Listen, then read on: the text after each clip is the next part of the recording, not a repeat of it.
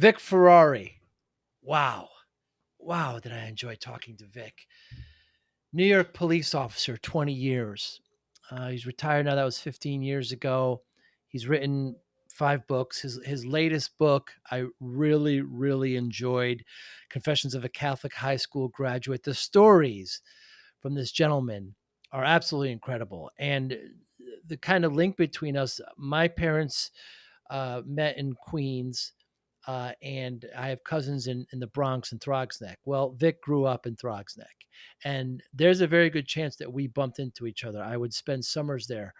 Uh, just incredible what we talked about. He talks great stories about like fireworks, what fireworks were like as a kid. And his book goes over so many very, very, really cool stories, like with BB guns and Catholic school and pornography and alcohol and just these stories. And then we get into other stories with when he was a police officer. He was called on at 911. He was there for Crown Heights riots. The stories he has, he was in narcotics. He was in auto theft for 10 years as well. He was responsible, or one of the main actors in one of the international crime syndicate cases. How he describes that is absolutely incredible. I'd love to have Vic back on. Really enjoyed his conversation. I know you will as well. It's just full of stories. Wait till you hear some of these stories from his time in NYPD. Absolutely incredible. Thanks for listening. Hi, I'm Joey Pinz. People ask me, how did I lose 130 pounds? The quick answer is always discipline. I started my business, wasn't paying attention to my health, was eating too much, drinking too much sweets. My daughter was born. Next thing I know, I'm pre-diabetic, I have hypertension. I knew something had to change. Discipline. I, like many of you, have faced many challenges in your career, in your family, in your life, in your faith. How did you attack them? How did you approach them? How did you solve them, hopefully? It all had to have some degree of discipline. I'm also asked, how did you found and start a tech business? And it lasted over 25 years. Discipline. I was committed to it, enjoyed technology, didn't enjoy some aspects of it, but knew it was necessary. Discipline. Our podcast mission: how do we use discipline to better ourselves and society? Join me, please, as I talk to interesting people and discuss how they use discipline in their family and their passion and their careers and how it helped them. Our podcast vision: growth through learning from others. Joey Pinz Discipline Conversations. It'll be light and serious. Join us, please. Thank you for consideration. Vic Ferrari, great pleasure. I really appreciate your time today. What's the greatest thing that you have now? Memory, something about being a New York City detective, police officer. It's one of those things where now I'm retired 15 years, and you start to look back on things. What's not lost on me is, so from when I was a child, I always wanted to be a New York City police detective, and I was able to accomplish this dream, and I had a great 20-year career. I mean, you got your ups and downs, but ultimately I had a great career. I did everything I set out to accomplish. And then after I retired, I'm lucky enough that I fell into writing a series of books about, my former career, and it's enabled me to kind of live vicariously through myself. Mm. Yeah, I really enjoyed your last book, The Confessions of a Catholic High School Graduate. I mean, I have to, is how much is fiction? How much is, I mean, is it? What, Confessions of a Catholic High School Yeah, Graduate? the last one. Yeah, the last No, book. that's my childhood. I It's mean, it. I changed the names. Obviously, I don't listen. When I set out to write these books, the two things I always said I didn't want to do was get anybody divorced Right. or in trouble or embarrassed. So I do change the names and dates, and I'll move things around a little bit. But if you're asking me if I got chased out of a confessional by an angry priest, yes, I did. Yes, you And did. was there a lunatic with erectile dysfunction to try to blow up a gas station on his hands and knees, throwing lit matches into the stick tanks of a gas station? Yes, he did. I mean, I grew up in the Bronx in the late 70s, early 80s. It was a different time. Like in Yeah. my neighborhood, nobody really called the police unless something was really out of control. Like if you were screwing around with the wrong guy's sister, or you owed somebody money. I mean, somebody was going to visit you with an Abraham Lincoln mask and a baseball bat. So nobody really called the cops for anything. It kind of everything kind of like they policed themselves, which I found ironic that I went and became a member of the New York City Police Department. So my parents met in Queens, in Flushing at College Point, and then I have cousins in Throgsneck. That's I where I We're grew up. about the same age. Yeah. That's where I grew up. I know. It's all in the book. I mean, you talk about your father, you talk about, the whole thing about fireworks. I was there in the 80s. I spend summers there. It's the same thing. We buy them from these sketchy characters' houses, Yeah, how and old are you, if you don't mind me so I'm asking? 54. Okay, so you're 2 years younger than me. So yeah, we probably, if you were visiting your cousins in Throgs Neck, we probably crossed paths. And the Absolutely. story is true. There was a mailman selling fireworks out of his little garage on Tremont Avenue, Yeah, and Tremont. he'd come home from work in his mailman uniform, and you'd have 20 boys who were like crows just lined up on his fence. And hey, you got bottle rocket? The guy's like, guys, just give me a break.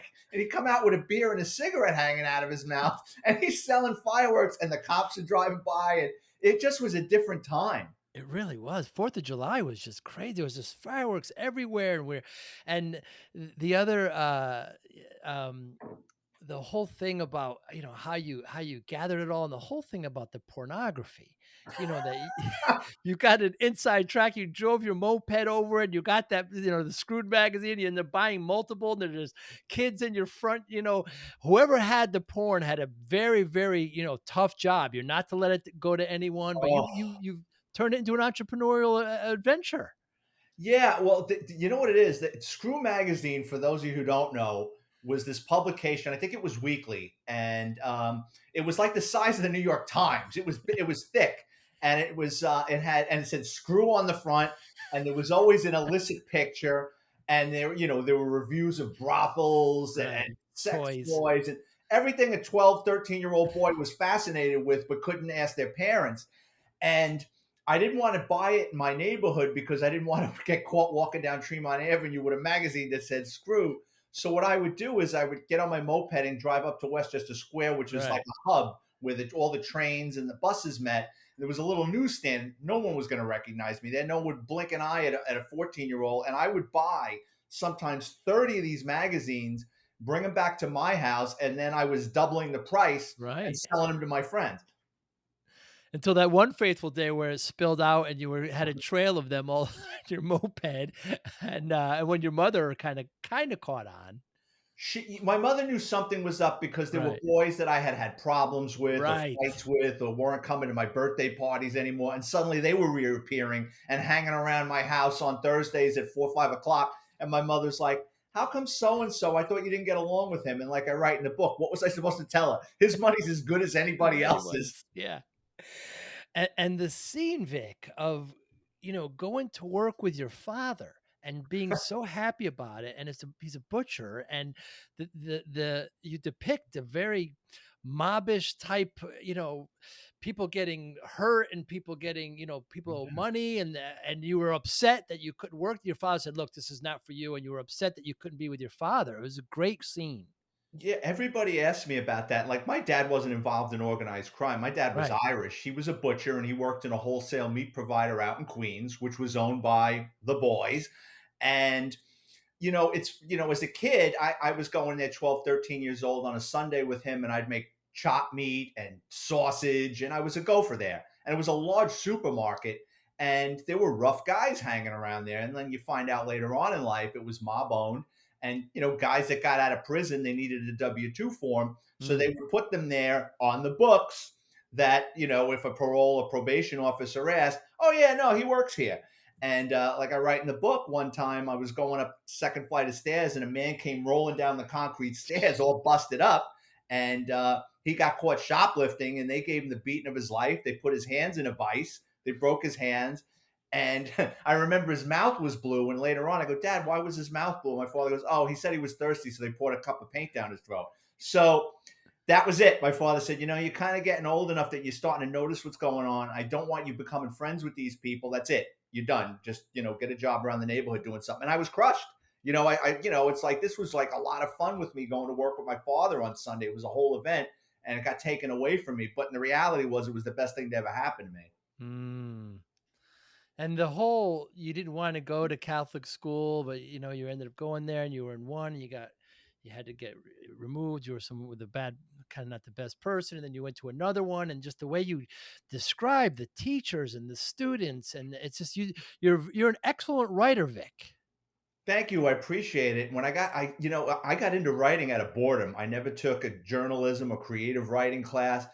It just was, I was retired. I was bored out of my mind. And at Mm, the urging of friends and family, I started writing these series of police books. And then my brother Fredo, that's not his name, but I I refer know. to my dim-witted younger brother as Fredo in my books Yeah. because Where'd he that does come a from? lot of things like Fredo Really? Corleone. So you should really write a book about our childhood. And I said, be careful what you wish for. I says, Mm, because there's going to be a lot of you in there. And he goes, I don't care. And I'll say that about my brother. He thought it was the greatest thing in the world. really? Yeah, I think, yeah, I heard an interview with you where he kinda comes in and out of your life even to this day. Yeah, and I end the book like that. Like people often ask me because he shows up in my police books because my brother was a member of the New York City Police Department, and it's like I call him twice a month. His voicemail is always full. I can't leave a message, and then every 6 months he'll call up and say, "Hey, do you got Mom's chocolate chip recipe, cake recipe?" And I'm like, "Where you been?" It's very difficult to maintain a relationship with him. It's his world. I just kind of visit it from time to time, but I love him anyway. Of course. And your relationship with your mother, and the one particular story, Vic, with the BB gun, where she kind of, oh my goodness, with the friend, with the single mother, and I mean, I don't want to ruin it for, spoiler alert for, I want people to read it, but it's just tremendous story, and the way you lay it out, it's done so well. That was one of the scariest days of my life because, like I Mm, write in the book, like how many fires was I expected to put right. out? And I mean, just bare bones. I had a BB gun. I was forbidden to have one. We were playing a stupid game where my brother and his friends went in the backyard, and I was a sniper shooting them in the backyard with, in their football equipment. And while I was doing it, I broke another kid's window, and it just unraveled. I mean, one kid ratted to his mother that I shot him with a BB gun. She comes over to my house. My mother intercepts this woman before she gets to my father. Then the neighbor's kid's calling up about his broken window. It was like, I guess that's where I learned how to multitask That's right. because it kind of aided me later in my NYPD career as a detective when you're handling multiple phone calls and different agencies. But yeah, I mean, that was a wild day. I still get nervous. Do you really? Oh yeah, Because my brother beat the how many shit out times of do me. you have to apologize for the same thing you did? Because then your friend calls you and a stray BB went and hit something over there, and he was like, "My father thinks I did it." You had to go over there and try to correct that. I mean, you learned at a young age really how to move things around, Vic. Yeah, and the funny thing about that story is so years later, I mean, it was actually towards the end of my NYPD career. I was in my early 40s. I was still living in the neighborhood, and my dad was talking to the gentleman in the book whose window got Ah, broken, and my father knew the story. I had told my father the story years later, and my father said, "Come here, tell Anthony the story about what happened." And he's like, "I remember when you came over shitting bricks that you shot out my window," and we were laughing about it. And I says, "Yeah, we're all standing here like my dad and this guy is in their late 60s. I'm in my early 40s. We're laughing about it." I said, "But I gotta tell you, I'm still traumatized by that incident." yeah. You write in the book how. Oh wait, maybe I'm getting the story mixed up. I think this is the story with the stickball in the front. You break a window, and your father says, "No more playing in the front." So you guys decide to play in the back. Yeah, I took a vacuum cleaner. Yeah, my father took my baseball bat, my stickball bat, Right. and I took like an Electrolux vacuum cleaner snap together pipe, and I went in the backyard with Fredo, and he was pitching in wiffle balls, Sure. and the last swing, the Electrolux pipe disconnected, and it was like 2001: Space Odyssey. The thing tumbled end over end, went across the backyard, and in like houses, the bathroom windows are always narrower. Right. I mean, it's even a more difficult of a shot. Right. It went through this guy's window. It tore through his screen and went through his window, and the guy was on the bowl. So I'm just looking at it, and I see the window open up, and I hear, "Hey!" So what does a kid do? You're not going to sit there and negotiate with a grown man after you broke his window. I ran back into the house, and we hear the guy screaming and screaming. And my father's like, "Is there something you want to tell me before I go outside and see what this jerk off wants?" And I'm like, "I broke his window," and it just spiraled out. I was always in trouble. Yeah, you were had to pay for it and you were had to, with allowance and the dynamic between, your mother's Italian, your father's Irish, like you said, and just the dynamic there. And uh, you went to Catholic school, but you make a point in your book by saying at the end that, you don't want to bash anything and you don't really kind of practice to this day. Yeah, I mean, I'm not a practicing Catholic. Like I say, I'm the first one every year when I go for my World Trade Center screening results. When that Mm, packet comes in the mail, I make the sign of the cross. I get on my knees and I pray before I open that thing up. You know what I mean? It's one of those things where I'm not a practicing Catholic, and I have prayed before, and sometimes God answers my prayers, and like my brother, sometimes it goes to voicemail. But mm. I definitely believe in God. It's just I don't know. It's just the drama that gets associated with it. People and policies tend to ruin things. Man, they certainly do. And I guess that's where we should go on. Then you become a New York City police officer. And let's just start with your story about 9/11. Sure. I probably had about 13 or 14 years in when that happened. That day it was a Tuesday, and my office was in the Bronx. I had arrested some guy for a couple of stolen cars with the VIN numbers changed. He was in Manhattan court. He was going to cooperate, so we were going to pull him out of jail that day with his attorney and the district attorney. We were going to hammer out an agreement to use him as a confidential informant. So I had to get down to Manhattan by 8:30, 9 o'clock. I'm at my office at 7. I'm waiting on my sergeant. He's farting around. I'm like, come on, we got to go. We're going to be late. And one of the cops from downstairs comes running up to our office and says, put on the television set. A plane hit the World Trade Center. So we put it on and we're watching it. And here comes the second plane, hits the second tower. So Mm. immediately everybody knew it was terrorism. They called from downtown. They said, everybody get into uniform and stand by. And by 1:30 in the afternoon, I mean, I was down there walking around. There really wasn't a plan. They just kind of marched us in there. They gave us these little bullshit paper masks that you get at Home Depot when you're going to demo your bathroom. And I mean, it was wild. I mean, it was like something out of a movie. So you had all this volcanic ash in the air and Right. shit floating around, and the sunlight had difficulty getting through the particles. So the closer you got to ground zero, the more of like a twilight or a haze it was. But it was, Wow. 1:30 in the afternoon. The thing that I'll never forget is, I think we came down Broadway, thousands upon thousands of women's shoes. You saw it in the dust going down Broadway because you had all these women that worked in the financial district. When they were fleeing, they just took their heels off and ran barefoot. Wow. So it was like things that stay with me. And when we got close to the pile, you saw a section of the facade of the building which had come down thousands of feet and just embedded itself in the concrete.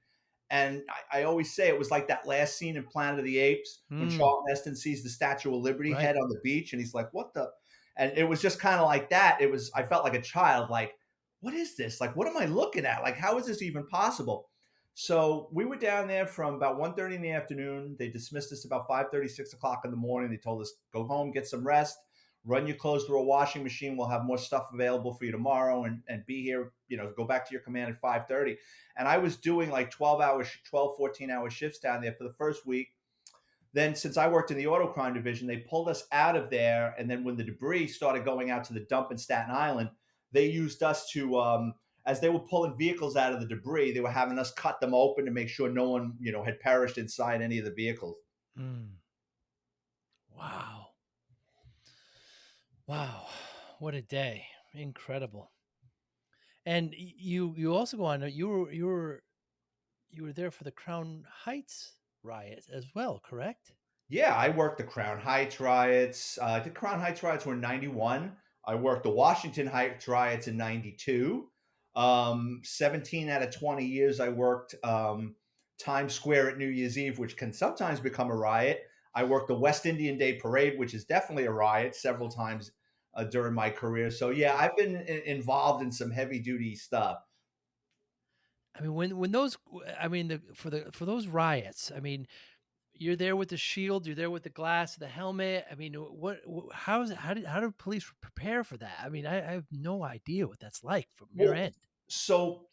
Before Crown Heights in 91 and 92, they really hadn't started really doing the training as far as, putting us together with the shields. Basically, we call it hats and bats, Hmm. helmets and nightsticks. So they'll say, okay, you're going to such and such, hats and bats. So it just was, they were just flying us down to Brooklyn in vans and dumping us off on street corners and, basically saying, have at it. Like, don't let Wow. people burn down the buildings. If someone's that out of control, make the arrest. But you don't want to tie too many guys up with arrests because then you start to pull guys off the street.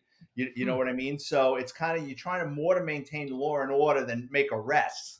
You're trying to prevent things from getting burned down and broken. I mean, if someone's doing something that out of control, yeah, the cuffs come out.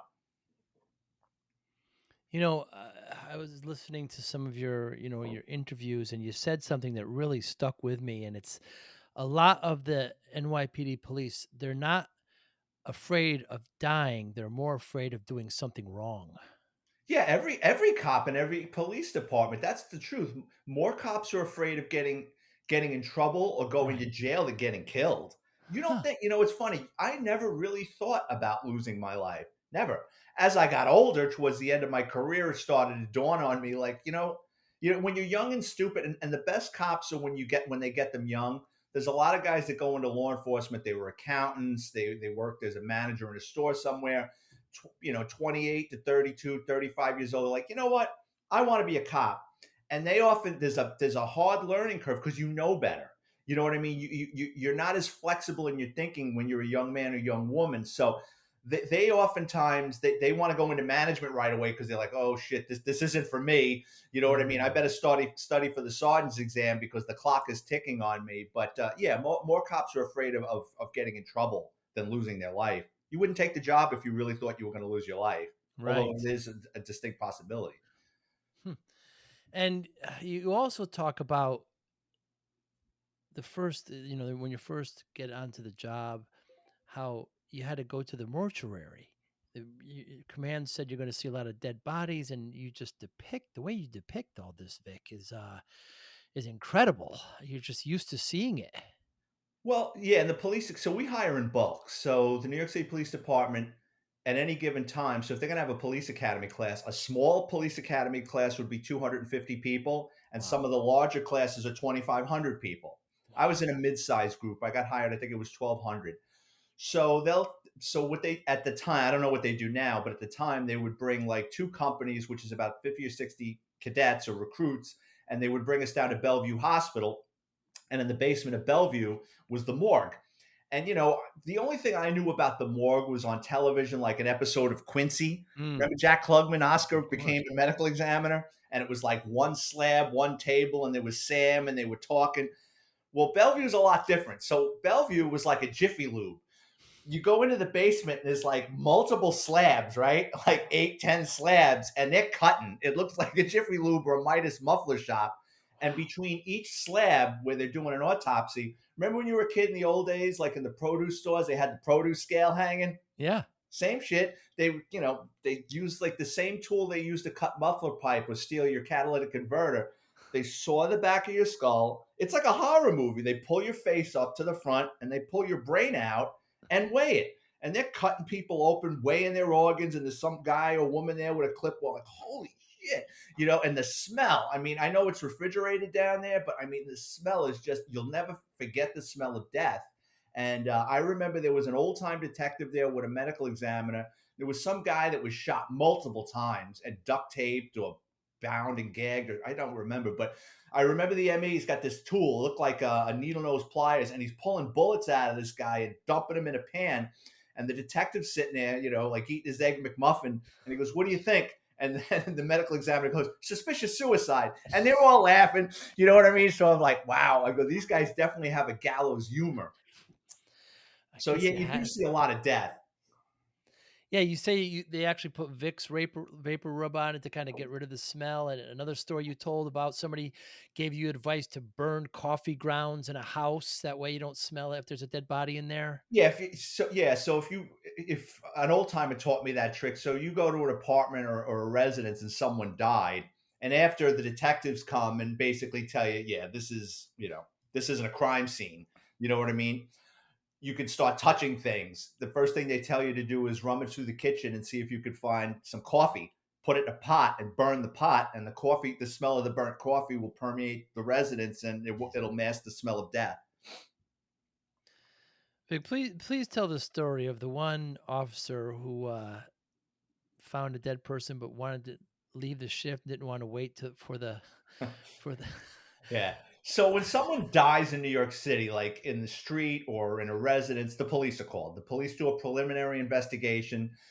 EMTs or paramedics will come. They'll say, yeah, he's dead. Detectives will come. And then after that, you still got to wait for the medical examiner to arrive. And then the medical examiner is going to look around the apartment. He's going to determine by the person's age, if they're taking prescription medication. They might call the doctor, the deceased doctor, off the prescription medication. And the medical examiner is going to say one of two things: suspicious death. We're going to call the morgue wagon. He's going down to Bellevue or in the Bronx Jacoby Hospital pending an autopsy. Or, yeah, this person died of natural causes, and he'll turn to the family and say, you can call the funeral home and get your affairs in order.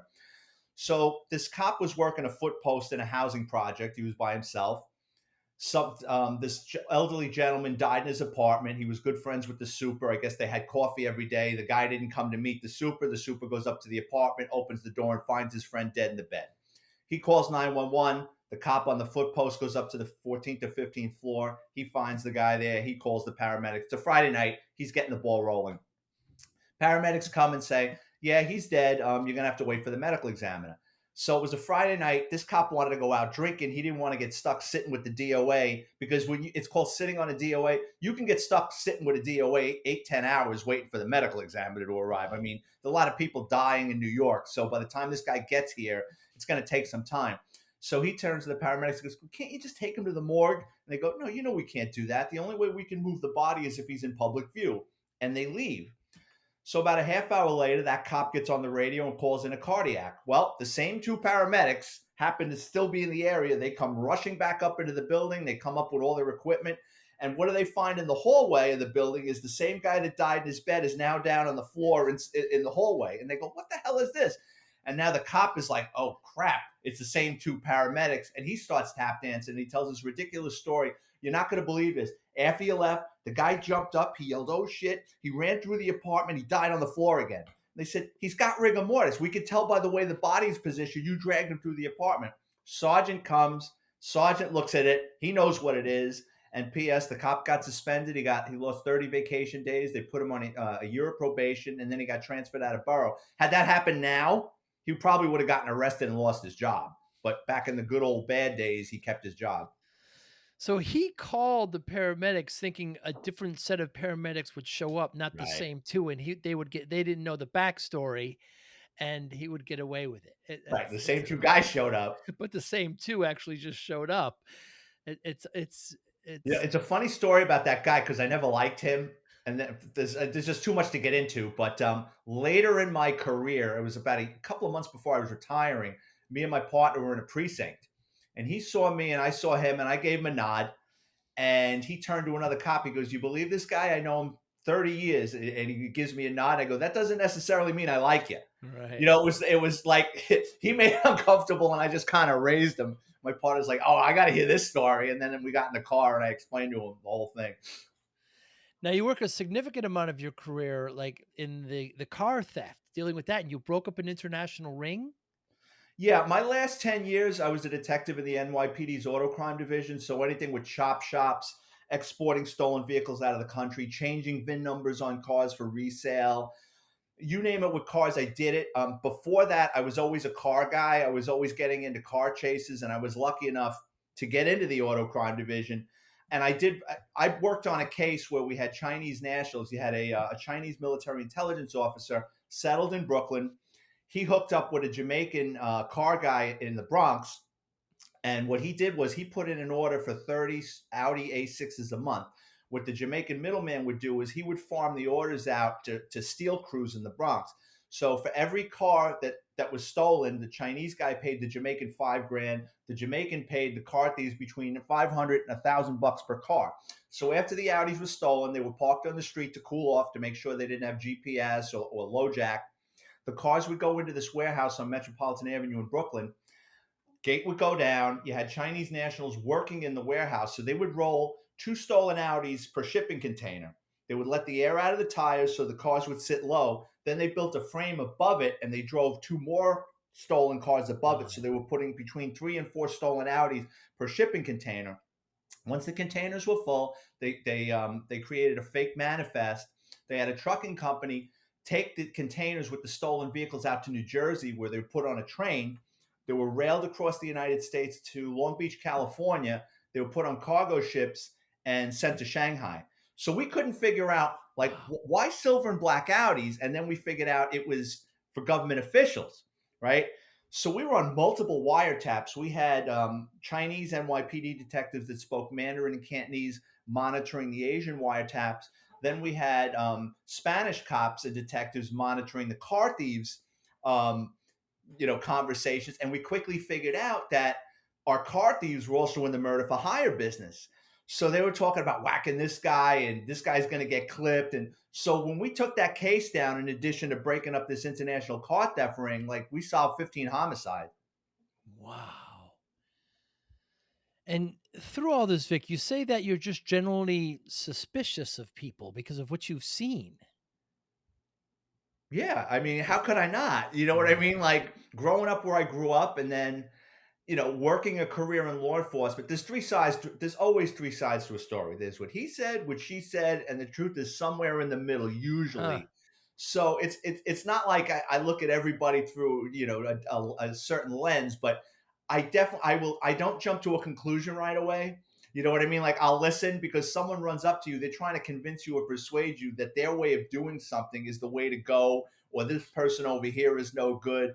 And if you're one of these people that just listen to the first thing, no matter how good it looks, a lot of times you get burned. I tend to just sit on the fence and just kind of weigh it. Another great story you have is so the three things you can't do as an officer, it get you in trouble is if you lose a gun, your shield, or your ID card. And this one officer decides to put his gun in the oven so he doesn't forget. Yeah, he lived in a shitty day. If you lose your gun, shield, or ID card, you lose 30 vacation days. They put you on a year probation. They could fire you for anything during those 365 days. So there was this guy, and he lived in a shitty neighborhood, and there were a lot of burglaries. He was going out one night. He didn't want to take his gun. So he hid it in the one place he didn't think anybody would look, which was his stove.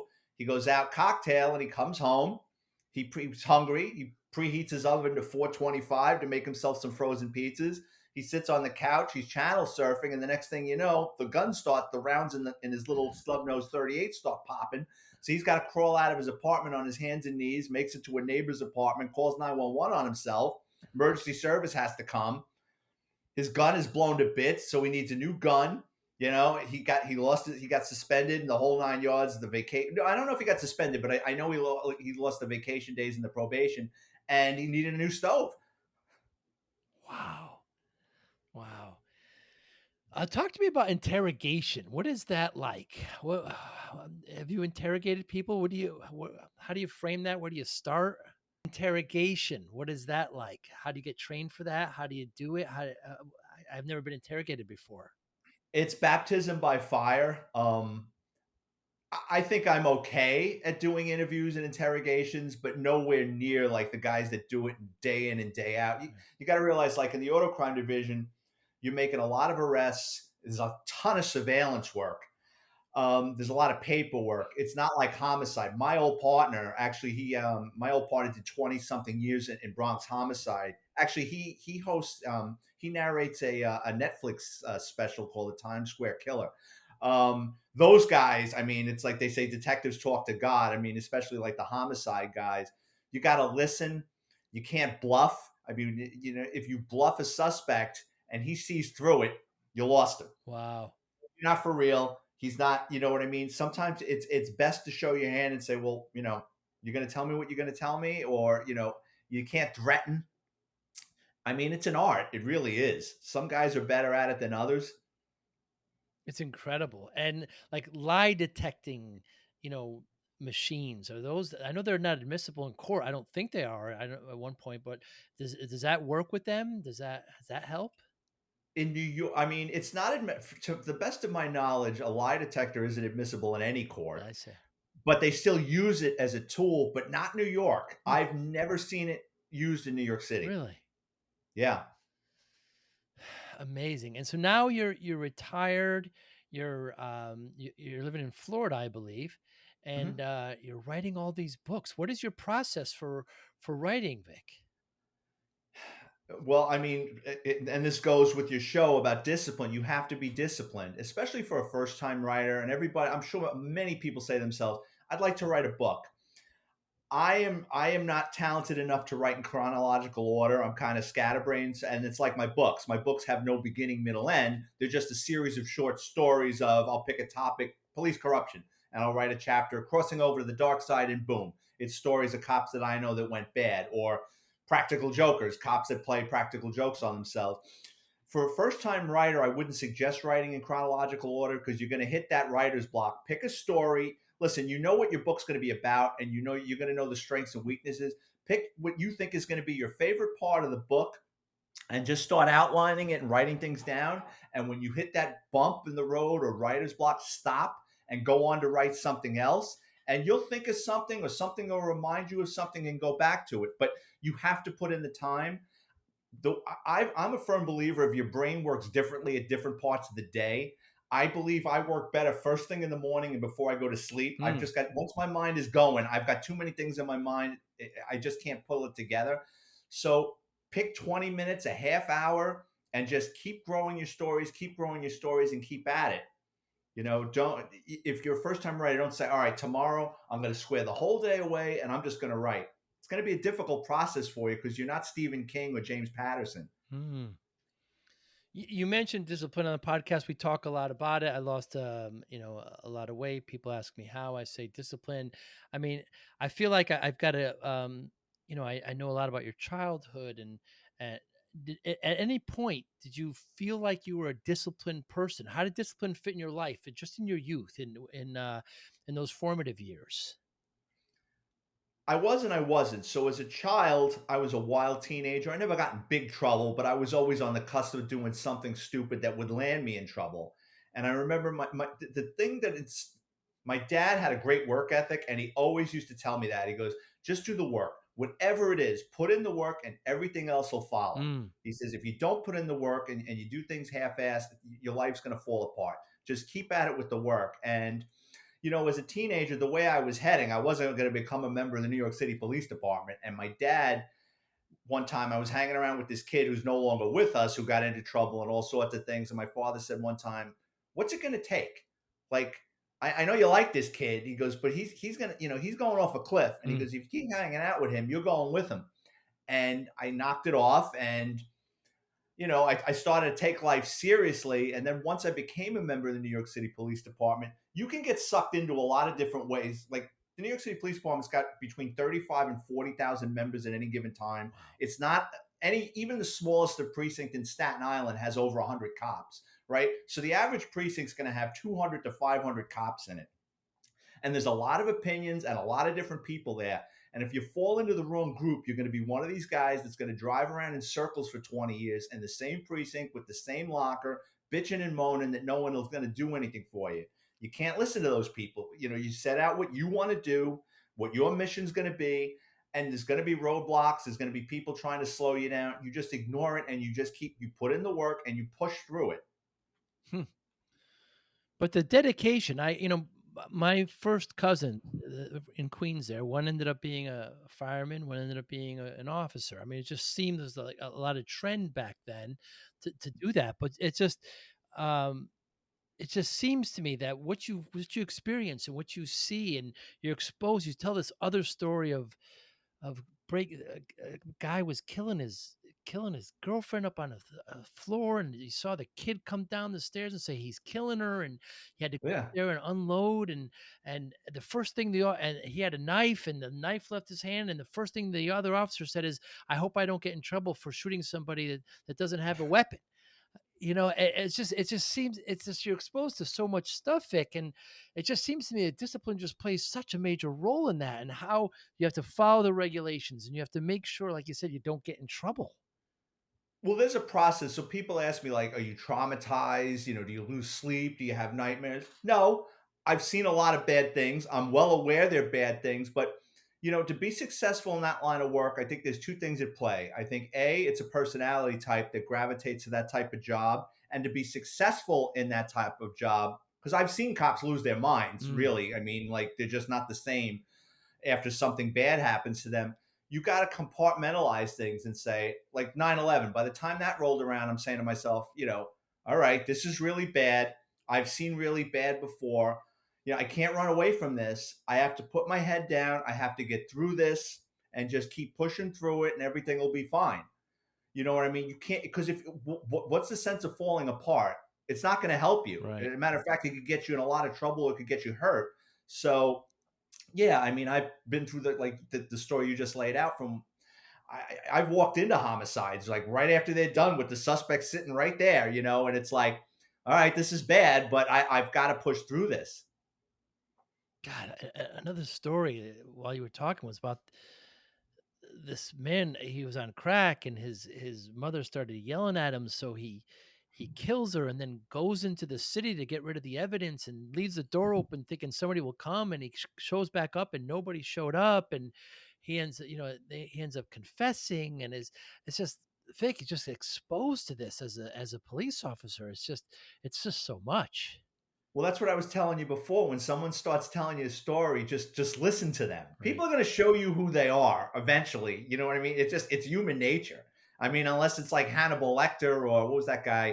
What was that guy? That famous real estate developers guy, First Durst, Seymour Durst. Yeah, yeah, yeah, Yeah, I yeah. mean that guy. I mean, Cold. I mean, talk about a guy that was able to mask who he really was Yeah. and fool multiple people, and hurt and ruin the lives of a lot of people. But you just gotta, you gotta keep everybody at arm's length until you're ready to let them in.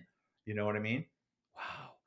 And how does that roll over? Like, you have to, you're leaving the force, and like you said, you're retired, and I mean, how is it easy to acclimate to become a civilian after you leave the New York City, police department after 20 years? It was weird because, and I write in one of my books, a 20-year career with the NYPD is a great merry-go-round. You got your ups, you got your Hmm. downs, but you got to know when to get off. Hmm. You have to know when to get off. And a lot of NYPD members, they everybody, no matter how good you are at what you do, is going to outlive your usefulness in the department. You just are. Supervisors are going to change, policies going to change, and if you don't get off that merry-go-round when you should, CBIS is going to throw you on your head. Hmm.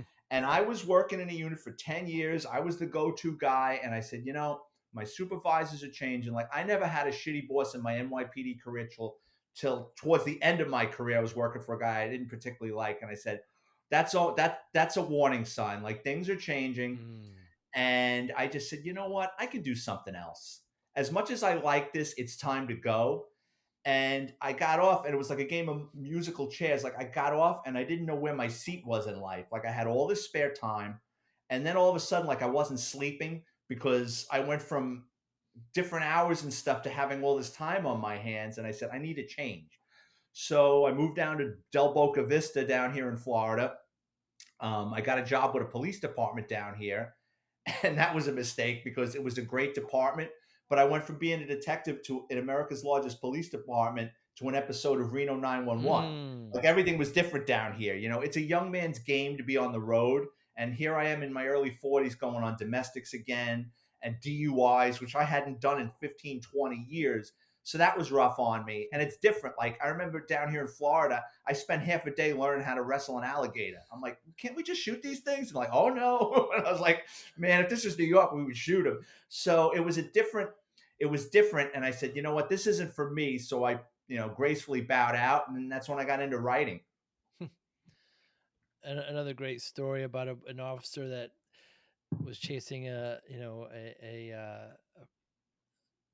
prospect, a perpetrator, and jumped into the Bronx River, which is not the cleanest of them. And he got the nickname Aquaman, but he was able to. Yeah. That chase went on forever. Like in New York, the dirty little secret with stolen cars is when we were never allowed to chase stolen cars. Did we did it? Yeah, all the time. But if you get into a car chase, and as long, now this is when I was active. I don't know what goes on now, but 15 years ago, if you got into a car chase and nobody got hurt, no harm, no foul. if you crash the radio car, God forbid a civilian got hurt, or God forbid the bad guy got seriously injured, they're going to take your head off. Wow. So that chase, yeah, it went around. It ended by the Bruckner. There's a drawbridge there, and the guy jumped into the Bronx River to swim from the 4-1 to the 4-3, and a 4-3 guy jumped into the Bronx River like, oh, all he had to do. The guy wasn't going anywhere. Like, there were cops on either side of this thing, and he swam in and pulled the guy out, and he was Aquaman. Another great story down at Hunts Point, which is, industrial, but at night it gets a Oh, little, it's all pimps and hoes. yeah, at night it's all pimps. And when I was a kid, same thing. And you pulled somebody over with a BMW, and it was a lawyer, and he tried to scare you, and you were just able to turn that completely around. Yeah, Hunts Point is an industrial area in the Bronx, and then when the light, after dark and the factories close, it's pimps and hoes. Right. And I saw this BMW. I think he had a taillight out. I pull him over. It's an attorney, and he just starts giving me shit. I know what you're doing. You're shaking the trees because you see a BMW in an impoverished area, and he's got a crackhead in the car with him. So I wrote him a ticket. When I went back to give him the ticket, he starts getting mouthy, and he wants my name and shield. He's going to give me a civilian complaint. This is an abuse of authority. I said, no, I'm going to show you an abuse of authority. Get out.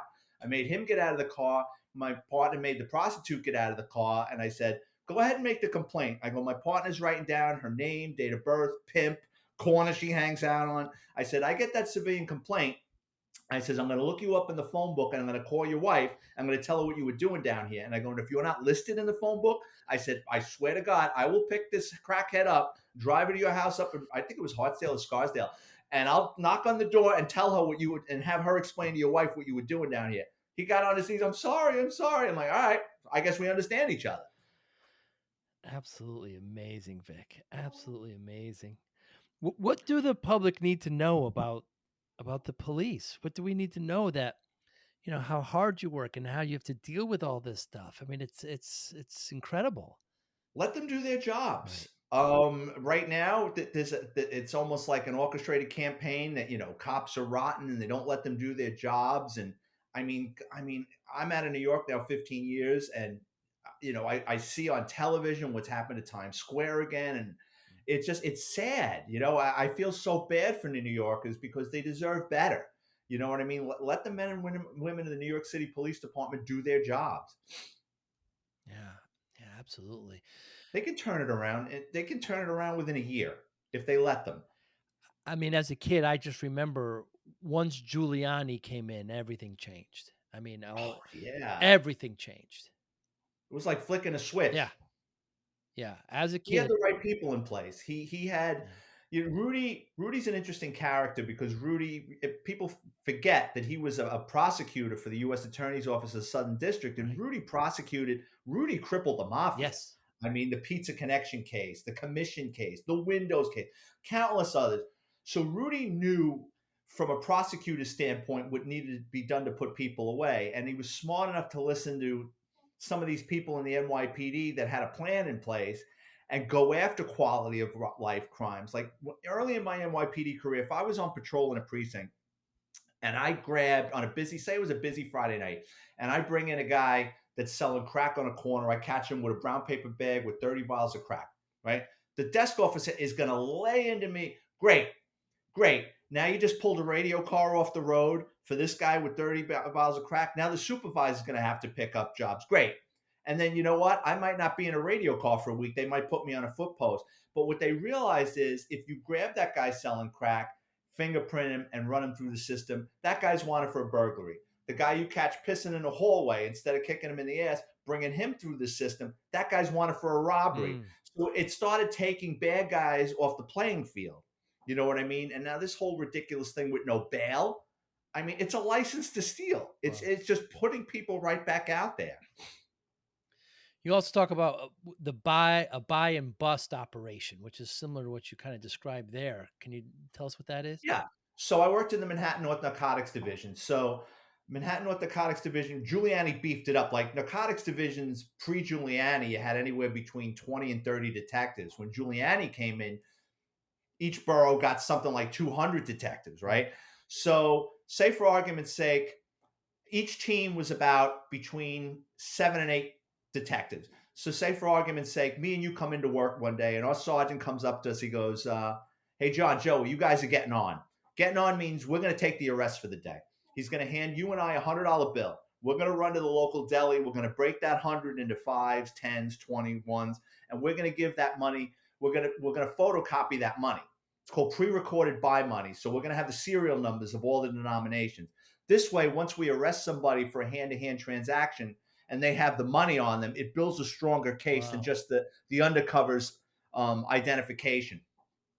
We're going to give the undercovers money. The undercovers and the detectives have what's called a TAC plan. A TAC plan is a list of locations and what they sell on each corner. You don't want to send your undercover into an angel dust location looking for heroin. That's a quick way for him to get hit with a bat. So you want to send them because these undercovers, they're not street people. They don't hang out on these corners. So you want them just to blend in, put the money out, get what they got to get, and get out of there. So me and you are going to be in a vehicle with a sergeant. 3 or 4 of our other coworkers are going to be in other cars, and the undercovers are going to be in a separate car. The undercovers are going to get out of the car. They're going to go to the corner.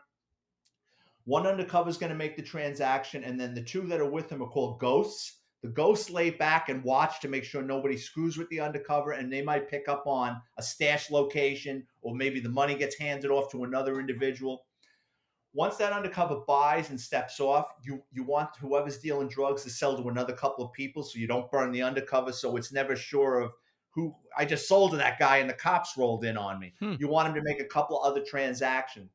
Once that's been established, the undercover will go over the radio and tell everybody the description. We're told move in, and that's when the fun begins. It was like the rodeo. We'd roll up to a busy corner like 110 and Lex or 105 and Third and Spanish Harlem, and people would be throwing shit up in the air and running in different directions. I Wow. mean, you were in a foot chase. So once you catch your individuals, you call for the P van. An unmarked panel truck would pull up. You'd load them in, and you'd go to the next set and the next set until you fill that van up with drug dealers, and then you'd bring them into the precinct, and then it was like a mass processing thing. So you and I would have between 5 and 10 arrests each on a buy and bust operation. Amazing. Very, very Oh, but efficient. narcotics sucked. I mean, you were always so the people dealing drugs in the street. You're not locking up Pablo Escobar. You're locking up crackheads and heroin addicts that are selling to support their habit, Right. and they live outdoors. So I always had a cold. You're going Hmm. through their pockets. You're up close and personal with street people. You're always getting sick. You're terrified of getting stuck with a needle. I always would ask them, listen, tell me now if you got a spike on you because you don't want to get AIDS or hepatitis C going through their sock and you get hit with a needle. Wow. So there was a lot of hidden dangers in narcotics. Wow. With the advent, I wonder now, you haven't been there for 15 years with technology. I wonder how technology helps in any of that. Oh, a lot of things. So the recording in the old days, like a Kel and a Kel receiver. A Kel is a device that'll transmit or record your voice. Nowadays, I mean, when I was retiring, they had something that looked like a keychain that was a digital recorder. It was so small. And that's 15 years ago. And in auto crime, I remember when I was retiring, they have these things mounted on the back of police cars. They look like black boxes. They're cameras. Hmm. They're called plate readers. So as you drive by, that plate reader snaps a photo of your license plate and runs it. And they can set the parameters in the police car of to run the car if it's stolen, run the registered owner to see if the car is registered, Wow. properly insured. Do you have a warrant? Things like that. So plate readers now that's how they track. Like you'll hear, how did they know this guy made it up to North Carolina? Because of plate readers. Mm, mm, absolutely incredible. Vic Ferrari, what motivates you? I'm a capitalist pig. I like money. I don't want to be rich. I don't want to be famous, but I do enjoy money. That's why I write these books. Mm. I like to keep busy.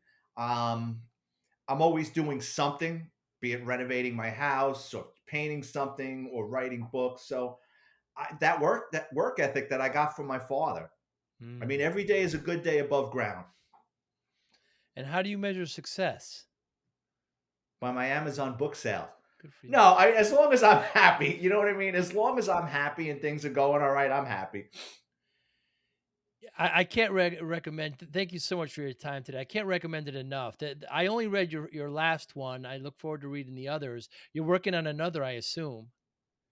Yeah, I'm writing another NYPD based book filled with short stories. I don't have a title for it. The two things I struggle with is the title of a book, except for Grand Theft Auto, the NYPD's auto crime division, because that's my 10 years in Yeah, auto crime. that's But my other books, I always struggle with the title and what the book is about, even though I just spent a year writing about it. and when you write, Vic, is it all on paper? No, no, no. I bang away on my Mac. On the Mac, yeah. I Oh, see. I can't even read my own handwriting. I write in hieroglyphics. They couldn't beat that out of me in Catholic high school. Yeah, yeah, how you define that. Vic, thanks so much for this. So how can we get in touch with you? I know you got Facebook, you got Twitter, and of course you got all your books are on Amazon. Yeah, just go to Amazon, go to books, and type in Vic Ferrari. All my paperbacks are $10, and ebook download 2.99. They make great $10 stocking stuffers. And if you want to get in touch with me on Amazon, on Twitter and Instagram, it's at Vic Ferrari 50. Vic VIC, of course, Ferrari FERRARI. Vic, thanks so much for your time. I really, really appreciate it. I really enjoyed your book. I look forward to new ones coming, and maybe one day we'll go grab a cup of coffee. I'd like that, Joey. Thank you so much for having me on your show. I appreciate it. You be well. Take care. Thank you for listening and or viewing Joey Pin's Discipline Conversations. Please share this episode with one or two of your friends who you think may benefit from the episode. Our website, www.joeypins.com. There you'll find lots of resources and you could join our mailing list. Please follow us on all our social media, Instagram, Twitter, and Facebook. Podcast information, the video version of our podcast is on YouTube. Please subscribe. Audio is on all major podcasting platforms. Please follow them. And if you like it, please consider giving 5-star rating. Would really appreciate that. Would you like to financially support the podcast? You can go to our Patreon site. Consider $5, $10, or $20 a month. There's all kind of plans that we have there. There's like a one-time payment. What is this podcast episode worth to you? $25, $50, $100, $500, $1,000, $5,000. You be the judge. You can go to our PayPal account to do that as well. Thank you again for listening or watching Joey Pin's Discipline Conversations.